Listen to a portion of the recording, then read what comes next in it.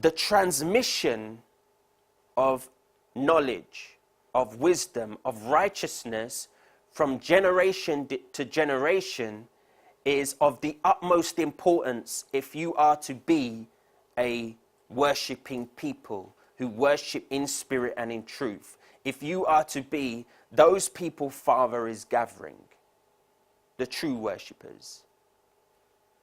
It's important. This is actually how a kingdom, a nation is destroyed. Just don't teach your children. Just don't transmit the wisdom, the knowledge, the righteousness to the generation that comes behind you. That's how you destroy a kingdom, a nation.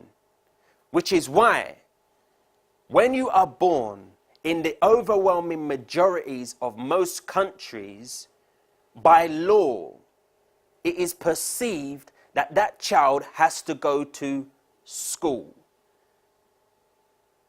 You don't have to take your children to school, but you have to educate them.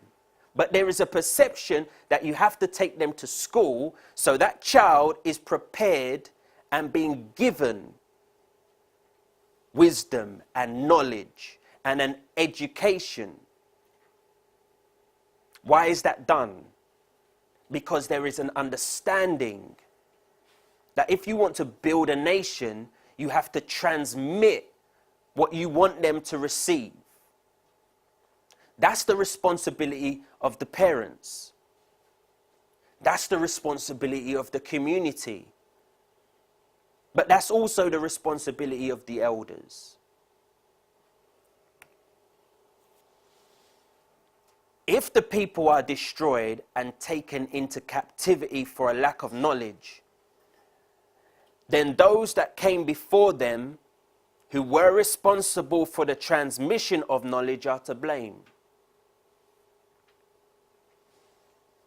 If the people are destroyed for a lack of knowledge, if the people are sent into captivity for a lack of knowledge, then the people who are responsible for sharing that knowledge need to take ownership.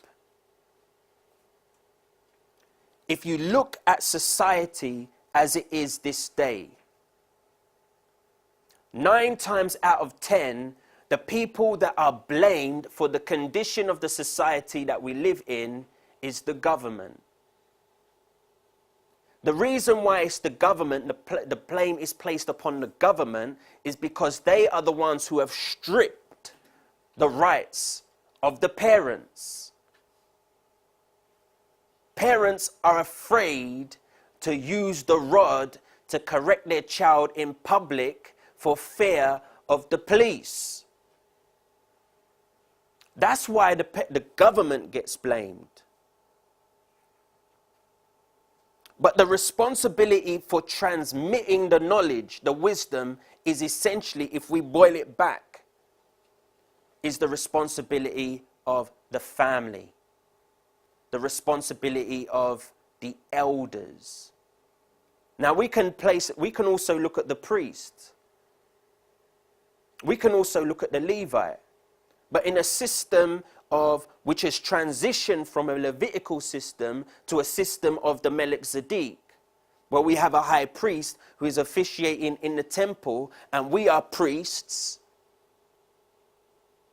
then each one of us has a responsibility because we're all brethren. Your children are my concern, and my children should be your concern.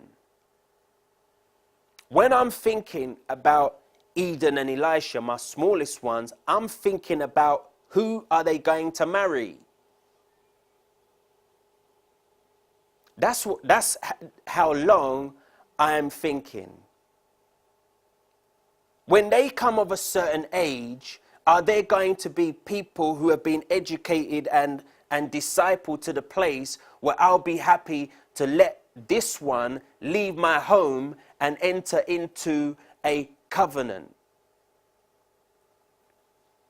Generational. That's the way we all have to think. Generational. What are we doing today which is going to build up those who are coming behind us?